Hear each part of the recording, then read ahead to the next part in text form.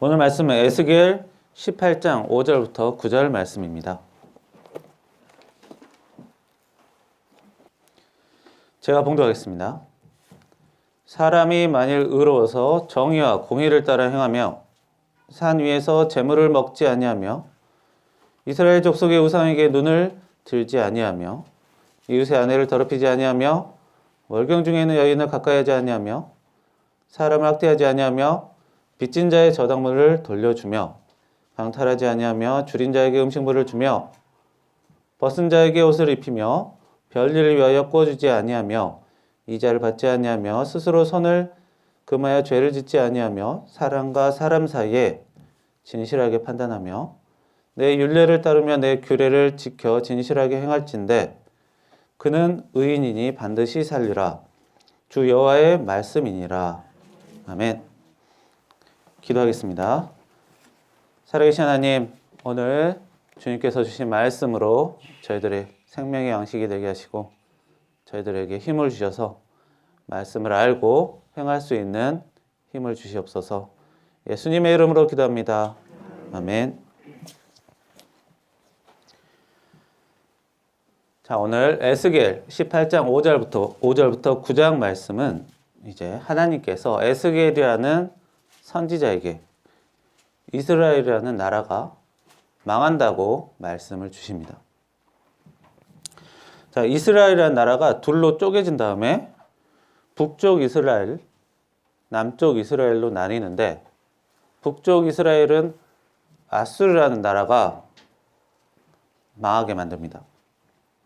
그리고 남쪽 이스라엘, 유다 왕국이라고 하는데 이 나라는 바벨론이라는 나라의 공격을 계속 받다가 망하게 됩니다. 이 유다 왕국은 바벨론이라는 나라에게 항복을 3번을 하게 돼요.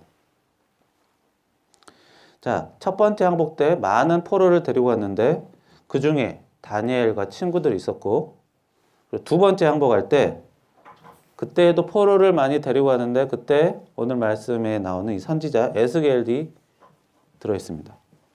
그리고 세 번째 항복 때에는 바벨론이 이스라엘을 이제 철저하게 파괴를 합니다.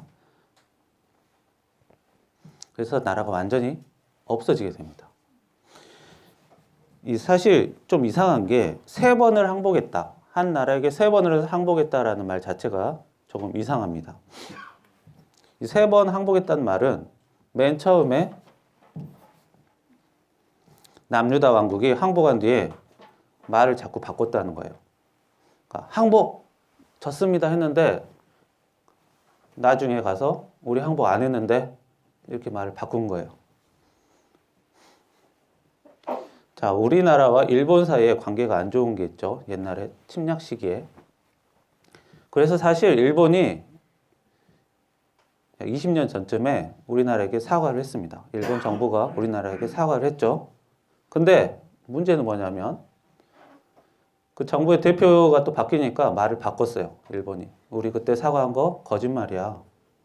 이러니까 자꾸 양쪽의 나라가 관계가 어긋나게 되는 것입니다. 사과를 했으면 그냥 가만히 있으면 되는데 자꾸 정치 이득을 따지려면서 말을 바꿔요. 그러니까 우리나라는 화딱지가 나는 거죠. 그래서 자꾸 사이가 안 좋은 것처럼 이스라엘도 항복을 했으면 그냥 항복한 대로 약속을 지키면 되는데 자꾸 말을 바꿔요.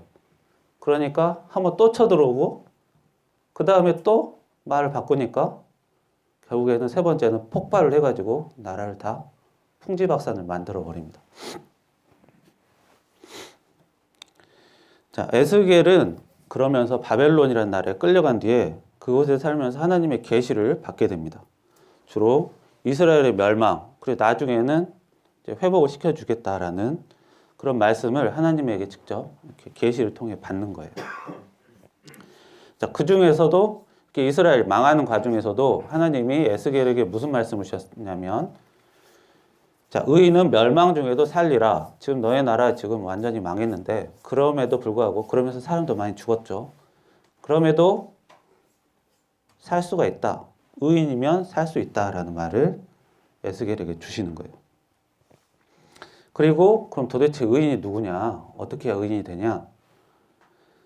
그거를 5절에서 9절까지 말씀하십니다. 사실 그 이후로도 계속 쭉 있는데 5절과 9절만 알아도 괜찮습니다. 자, 그런데 그 의인이라는 게 굉장히 특별한 일을 해야 되는 걸로 생각이 되는데 우리가 그동안 흔히 들었던 말씀이 그냥 재탕으로 나오는 거예요. 자, 우상에게 한눈 팔지 않는 것, 사람을 곤란하게 만들지 않는 것, 쭉 그런 내용이 있습니다. 자, 조금 특별한 점이 있으면 자, 5절부터 9절까지 말씀 중에 5절에만 그것도 5절에서 반틈밖에 반틈만 하나님의 우상을 섬기지 말라는 말이 있어요. 자, 그리고 나머지 쭉 나오는 말씀은 이제 사람을 함부로 하지 않는 것, 사랑에 대한 이야기가 들어 있습니다.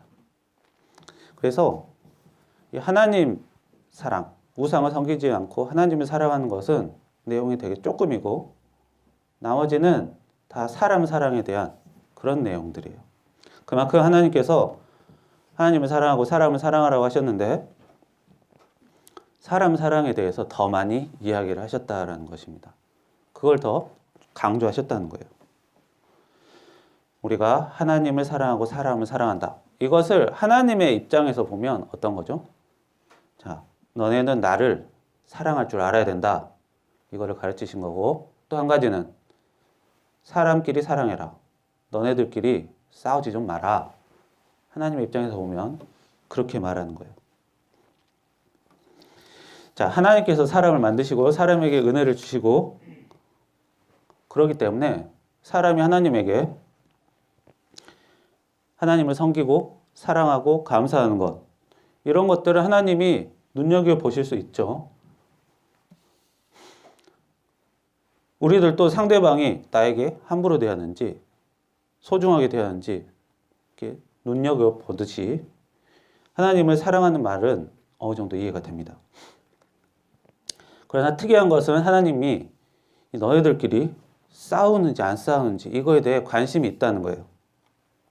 자, TV에서 동물 사자와 하이에나가 서로 싸우는 것을 봤습니다. 그걸 보고 너희들 제발 싸우지 좀 마라. 좀 사랑 좀 하고 살아라.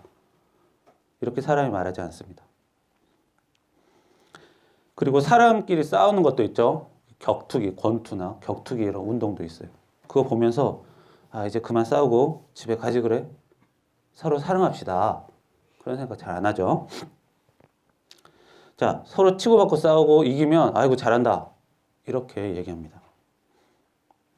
그런데 사람이 너네 싸우지 좀 마라. 이런 얘기할 때가 어느 때냐면 학교 선생님이 학생들 싸우는 거 보고 싸우지 좀 마라. 이렇게 얘기하죠. 그러니까 어떤 사람에게 관심이 있거나 내 책임을 져야하거나 걱정이 될 때 싸우지 말라고 합니다. 그 격투기, 운동, 권투하는 선수들도 그냥 관중이라면 모르겠지만 그 선수의 가족이라면 이제 내 아들이 내 남편이 아빠가 격투 운동을 하다가 맞고 피가 철철 나오면 이제 걱정이 되죠. 이제 그만 좀 싸워 이렇게 얘기가 되죠. 그러다 맞고 기절해 버리면 걱정도 심하게 되고요. 자, 하나님께서 사람끼리 너네 싸우지 좀 말아라. 그 얘기한 것은 하나님께서 사람을 야생 동물이나 격투기하는 경기로 보는 게 아닙니다. 관람객의 입장에서 보는 게 아니라 관람객의 가족 그런 입장에서 사람을 대하시는 거예요. 자, 특별히 가족의 입장, 특별히 사랑하시기 때문에 서로 싸우지 좀 말라고 말씀을 특별히 더 많이 하시는 거예요. 나를 사랑하는 것보다 싸우지 말라는 거에 더 강조를 하시는 거예요. 자, 하나님께서 사람에게 시키는 명령은 딱 두 개입니다. 하나님 사랑, 사람끼리 사랑해라. 그런데 이 명령을 따르는 것이 되게 간단하죠. 간단한데 사실은 쉬운 것은 아닙니다. 이 사랑한다라는 말이 굉장히 애매합니다. 자, 하나님을 사랑하라고 했는데 어떻게 해야 사랑하는 거예요? 자, 자기가 하는 일 다 집어치우고 맨날 기도만 하고 성경만 보고 이래야 하나님 사랑하는 건가요? 자, 사람보다 하나님만 바라보고 사는 것. 이게 하나님 사랑인가요? 애매합니다. 그리고 사람 사랑하는 것도 마찬가지예요. 자, 나를 괴롭히는 사람이 있는데 무조건 그 사람을 사랑해야 돼요? 아니면 살다 보면 서로 부딪힐 때가 있어요. 그런데도 무조건 난 져야 돼요. 이게 사랑인가요? 자, 희생만 하고 사는 것이 사랑인가? 애매합니다. 하나님 사랑, 사람 사랑 딱 두 가지 시키셨지만 이 사랑한다라는 게 너무나 애매한 말이라서 어려운 말이기도 해요. 그래서 하나님께서 오늘 말씀을 자세하게 알려주는 거예요. 자, 6절 말씀해 보면 산 위에서 재물을 먹지 말고 우상에게 눈을 돌리지 말아라. 쉽게 말해서 우상 섬기지 말라는 거예요. 뭐 흔히 듣는 말 아닙니까? 우상 섬기지 마라. 동물이나 조각 만들어 놓고 거기에다 대고 절하고 엉뚱한 신을 부르면서 거기에다 빌거나 감사하지 말라는 거예요. 자, 이 정도면 하나님 사랑이라는 겁니다.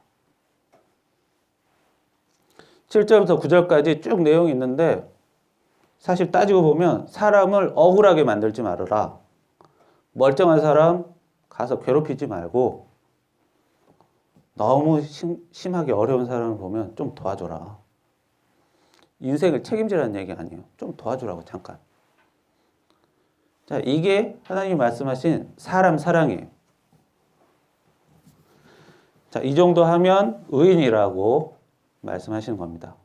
우리가 흔히 우리나라에서는 의인이라고 하면 이제 막 희생하고 봉사하고 그런 사람 떠오를 텐데 이 성경에서 말하는 의인은 하나님 보시기에 옳은 사람이에요. 하나님이 보시기에 옳은 사람. 그런데 이것을 못해서 이스라엘은 망했습니다.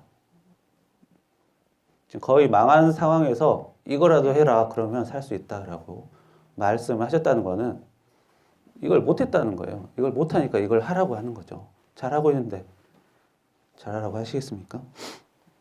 자, 세상에서 특별한 선택을 받았던 그 이스라엘 사람들이 고작 이것을 못해서 나라가 완전히 산산조각이 나버리고 사라졌습니다. 근데 문제가 뭐냐면 2000년이 지난 지금도 그 과정에서도 이것을 못할 때가 많았다는 거예요. 사람의 역사를 보면 맨날 싸우는 게 전쟁 나고 싸우는 게 많습니다. 먹고 살만 하면 싸워요. 요즘 기독교도 난리가 났죠. 사람을 괴롭히는 민폐 종교로 이제 뜨고 있습니다. 자, 예배당에서 기독교 교육시설에서 이제 코로나 퍼지고 난리가 났어요.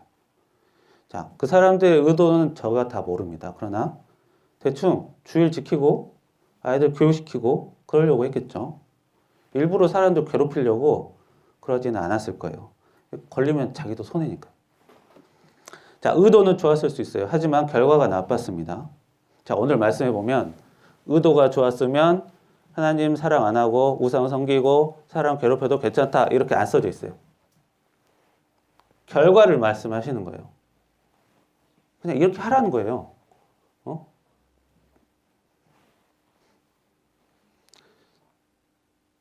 결과가 나쁜데도 우리는 틀리지 않았습니다. 이러면 안 됩니다.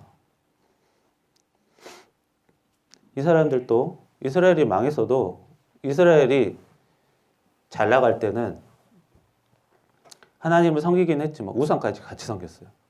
그런데 거의 망할 때쯤 되니까 그때는 이제 하나님 이제 매달렸거든요. 하나님을 매달릴 줄 모르는 사람이 아니었어요. 이 망한 사람들이. 끝까지 이걸 안 해서 그런 거였지. 자기가 무조건 옳다. 결과가 나쁜데도 옳다고 하면 안 되는 것입니다. 사람은 무조건 옳을 수가 없습니다. 항상 이렇게 오늘 말씀하신 하나님 보시기에 올바른 사람, 의인이 될 수가 없어요. 하나님의 명령을 자꾸 잊어버리기도 하고 자꾸 내 의도대로 결과가 안 나올 때도 많죠. 그러면 하나님이 눈을 주셨기 때문에 그 눈으로 확인을 해야 돼요. 하나님을 욕먹겠나? 사람을 내가 괴롭히고 있나? 자, 확인이 되었으면 뭘 해야 되냐면 내 생각과 다르게 결과가 틀렸구나. 이걸 할 줄 알아야 됩니다. 의인이라는 것이 별것이 아닙니다. 자, 하나님 사랑, 사람 사랑 중에 사람 사랑을 더 많이 얘기했다는 것은 사람 사랑이 더 어려우니까 더 얘기를 하신 거예요. 많은 믿는 사람들이 하나님에게 은혜 많이 받는 것이 중요하지, 하나님 사랑을 어떻게 하고 사람 사랑을 어떻게 해야 되는지 그것을 신경 쓰기가 잘 안 됩니다. 자기 몸 관리하는 것도, 자기 몸 챙기는 것도 하나 사실 쉽지가 않아요. 사람이 자기 몸에 대해서 제대로 알 수가 없으니까요. 그래서 하나님께서 사람을 사랑하는 것은 그렇게 쉬운 게 아니다. 그래서 친히 이렇게 길게 말씀을 해주시는 거예요. 그 중에서도 괴롭히지만 말아라. 괴롭히는 것은 특별히 조심을 해라. 사람이 어지간해서 다른 사람을 일부러 이렇게 쫓아다니면서 괴롭히진 않아요. 자기 기분이 나쁘거나 화가 나면 그럴 수 있어도 심심하다고 괜히 괴롭히지는 않습니다. 살다 보니까 자기도 모르게 실수로 어쩌다 보니까 괴롭히게 되는 상황이 나올 때가 많아요. 그런데 오늘 말씀에서 실수라든 그럴 생각이 없었든 그런 얘기는 하나님께서 말씀하지 않았어요. 그냥 이거 하지 말라고 했어요. 자, 그런데 왜 이걸 못하냐면 내가 결과를 눈에 보면서도 내가 틀렸구나. 이게 안 되기 때문에 그렇습니다. 그것을 못하기 때문에 자기 눈으로 보면서도 내가 틀렸구나. 이게 안 되기 때문에 이렇게 얘기해요. 이것은 고난이다. 하나님이 주신 고난이고 고난에서 도와주실 것이다. 그러니까 자기가 잘못해놓고 뒤처리는 하나님에게 맡기는 것이죠. 자, 결국 자기가 하나님 욕먹게 만들고 수습은 하나님이 하세요. 라는 꼴이 됩니다. 그리고 자기가 잘못되지 않았기 때문에, 틀리지 않았기 때문에 잘못은 계속 더하게 돼요. 이것이 계속 안 좋은 것이, 안 좋은 행동이 반복되는 이유고 이스라엘이 망했던 이유입니다. 잘못을 해결할 생각 안 하고 뒤처리만 자꾸 맡기는 거예요. 이스라엘 사람들이. 우리는 선택됐다고만 얘기하고. 자, 내가 틀렸구나 이것만 했으면 되는 것을 그걸 못해서 이렇게 됩니다. 자, 사람은 항상 틀리는 것도 아니고 항상 맞는 것도 아닙니다. 그런데 내가 예전에 맞았어도 지금은 틀릴 수가 있는 거예요. 사람은 항상 바뀌기 때문에 예전에 내 신앙이 좋았었더라도 지금은 신앙이 이상하게 됐을 수도 있는 거예요. 자, 예수님을 배반한 12제자 중에 가룟 유다가 있었습니다. 자, 예수님의 제자 중에 후보가 굉장히 많았어요. 예수님을 따른 사람이 12명만 있는 게 아니라 수없이 많았습니다. 그 중에서 12명의 수제자를 뽑은 거예요. 자, 가룟 유다는 거기에 뽑혔죠. 믿음이 좋은 사람이었다는 거예요. 능력이 있는 사람이었다는 거예요. 신앙이 좋은 사람으로 인정받았던 사람입니다. 그래서 뽑혔어요. 수제자로. 근데 나중에 어떻게 됐어요? 배신자가 되잖아요. 자, 악인의 역할이 맡았고 2000년이 지나도 아직도 욕먹고 있어요. 자, 신앙이 좋았었지만 나중에 삐뚤어진 신앙으로 바뀔 수가 있는 것입니다. 사람은 그렇습니다.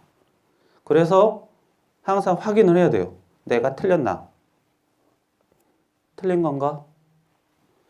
자기 스스로에게 물어보고 무엇보다 하나님에게 기도하면서 물어봐야 돼요. 하나님께서 우리에게 많은 은혜를 주십니다. 주신 은혜를 받아서 감사하고 주변 사람 괴롭히지 않으면 의인이라고 하셨어요. 그런데 그 은혜 주신 하나님에게 먹칠을 하는 것은 아닙니다. 이스라엘 사람들이 우상을 섬기는 것이 단순히 조각상에 절했다는 게 아니라 하나님 얼굴에 먹칠을 하는 거예요. 하나님이 은혜 주셨는데 엉뚱한 곳에다가 감사하고 하는 것은 하나님 얼굴에 먹칠을 하는 거죠. 이스라엘 사람들이 자기보다 어려운 사람은 더 괴롭히고 어렵게 만듭니다. 자, 오늘 말씀 의인의 조건을 보면 되게 나쁜 짓이 많습니다. 그런 나쁜 짓을 하고 다녔다는 거예요. 2000년 전에 선택받았던 이스라엘 사람들이 했던 잘못을 하나님의 선택받았다고 믿었기만 했던 사람들, 그 기독교인들이 지금도 계속 반복되고 있는 것입니다. 자, 천국 가는 구원은 예수님을 믿고 안 믿고에 달렸습니다. 그러나 예수님을 믿는다고 해서 모든 일이 다 해결되는 건 아니에요. 우리의 영혼의 문제가 해결되는 것 뿐입니다. 나머지 많은 문제들이 사람은 살면서 더 있어요. 그래서 하나님이 주시는 더 큰 은혜와 능력이 필요한 것입니다. 구원만 받는다고 만사가 해결되는 게 아니라는 거예요. 자, 하나님이 주신 은혜와 능력은 하나님의 명령에 순종해야 받을 수 있는 거예요. 오늘 말씀에서 하나님 말씀을 믿으면 어려워도 무조건 살리라. 구전에 보면 그렇게 안 나와 있습니다. 어떻게 나왔어요? 그는 의인이니 반드시 살리라 이렇게 나왔어요. 하나님 믿으면 무조건 산다고 안 나왔어요. 의인이니까 산다고 했어요. 하나님 믿는다고 의인은 아닙니다. 하나님 의인은 하나님 사랑, 우상 안 섬기고 사람을 괴롭히지 않는 사람 사랑이 의인이라고 했어요. 그냥 믿으면 다 퉁쳐준다고 써져 있지 않습니다. 그런데 이걸 잘 확인을 하셔야 돼요. 자기 눈으로 보고 싶은 대로 읽어버리면 안 되는 거예요. 결국 중요한 것은 어디에 달렸냐면 내가 틀렸다. 이게 되냐 안 되냐 거기에 달렸습니다. 이게 안 되는 사람은 엄청나게 어려운 일이에요. 이 하나님 사랑, 사람 사랑이. 사람의 말은 갖다 붙이기 나름입니다. 자기가 어떤 일을 실패할 때 자기가 잘못했구나 이럴 수도 있고 가족을 잘못 만나서 주변 사람을 잘못 만나서 사회가 요 모양이라서 갖다 붙일 수 있어요. 재수 없었다고 할 수도 있죠. 자기 실패를 인정하는 것보다 자기 실패를 밀어버리는 것이 자기에게 손해가 덜 나니까요. 자기 실패를 인정하려면 자기가 틀렸다는 것을 인정하려면 용기가 굉장히 많이 필요합니다. 용기는 자기가 그냥 내가 마음 먹은다고 만들어지는 게 아닙니다. 하나님한테 받아야 합니다. 사람이 좋은 말 백날 해줘봤자 용기 안 생겨요. 하나님한테 자기가 달라고 받으세요. 자기가 직접 받아야 돼요. 하나님께서 교회에게 믿는 사람들에게 엄청나게 대단한 것을 시키시고 요구하시는 게 아닙니다. 새벽 기도, 수요 예배, 성경 공부, 전도, 교육 이런 것들 다 하나님의 영광을 드러내는 일이에요. 중요한 일입니다. 그러나 이 성경에 하루 종일 성경 읽어라. 수요 예배는 무조건 드려야 한다. 주일 예배는 무조건이다. 어디 써 있어요? 하나님의 명령은 크게 두 가지. 하나님 사랑, 사람 사랑입니다. 거기에 대한 방법으로 이런 예배가 있는 거고 기도가 있는 거고 말씀이 있는 거예요. 이게 안 되면 안 되는 거예요. 자, 새벽 기도 엄청 잘하고 전도왕 되고 사람들에게 인정받는 것보다 사람 괴롭히지 않는 게 제일 중요하다는 거예요. 오늘 말씀에서 그래야 의인이라고 하잖아요. 오늘 성경에서 하나님이 노력 많이 해야 된다. 그렇게 안 나와 있잖아요. 자, 나라 걱정을 하든 다른 사람이 일을 잘하든 말든 자신이 자신이 어떻게 하나님을 사랑하는지 자신이 다른 사람을 어떻게 사랑하고 있는지 그게 중요합니다. 남이 잘하든 말든 내가 하나님을 사랑하느냐 내가 다른 사람을 사랑하느냐 괴롭히지 않느냐 그게 중요한 거예요. 다른 사람 괴롭히지 않으려면 자기가 다른 사람을 괴롭히고 있는지 아닌지를 알아야 됩니다. 우리가 자기가 칼을 휘두르다가 다른 사람이 피가 딱 났어요. 그러면 내가 괴롭혔구나. 피해줬구나. 알 수가 있어요. 그런데 이 마음의 상처를 주는 거는 이 피가 눈에 안 보여요. 그래서 잘 안 보입니다. 그래서 마음의 상처는 자기가 줘도 모르는 경우가 많습니다. 그래서 오늘 하나님께서 말씀하신 의인에 가까울수록 뭘 잘 본다? 다른 사람이 마음에 준 상처를 자기가 잘 볼 수 있습니다. 나쁜 짓을 덜 하는 게 아니고 내가 상처를 줬구나 안 줬구나 의인이 될수록 알 수가 있는 거예요. 예전에는 몰랐어요. 살다 보면 그럴 수 있는 거 아니야? 얘기할 수도 있고 아니면 마음에 상처를 주는지도 몰라요. 안 보이니까요. 그러나 하나님에게 은혜 받을수록 의인에 가까워질수록 자기가 어떤 상처를 주었을까 자기가 알게 됩니다. 그러면 이제 시작할 수 있는 거예요. 내가 틀렸구나를. 자기가 잘못을 하는지 안 하는지도 모르는데 어떻게 내가 틀렸다고 말할 수가 있겠습니까? 지금도 많은 사람들이 자기는 안 틀렸다고 그래요. 결과가 이렇게 나쁘면서도. 안 보여요. 눈에 보이는 것도 못 보는데 마음에 상처를 준 것은 어떻게 보이겠습니까? 예전에는 별일 아니라고 생각했던 게 의인에 다가갈수록 상대방이 많이 괴로울 수 있었겠구나. 이게 점점 보여지는 것입니다. 자, 믿음이 좋은 거, 믿음이 중요한 거, 믿음 중요합니다. 그런데 의인 그리스도인은 자기뿐만 아니라 주변 사람들까지 좋게 만들어야 됩니다. 의인 그리스도인은 하나님과 사람을 사랑하라는 하나님의 명령에 순종하는 사람입니다. 믿음도 중요하지만 이게 사실 더 중요합니다. 자, 로마서 2장 13절입니다. 하나님 앞에서는 율법을 듣는 자가 의인이 아니요 오직 율법을 행하는 자라야 의롭다 하심을 얻으리니 자, 의인 그리스도인이 되기를 축원합니다. 기도하겠습니다. 살아계신 하나님, 주님께서 주시는 은혜와 사랑으로 저희들이 자기 자신을 한 번 더 돌아보고 사람을 사랑하고 하나님을 사랑하는 의인 그리스도인이 되게 도와주시옵소서.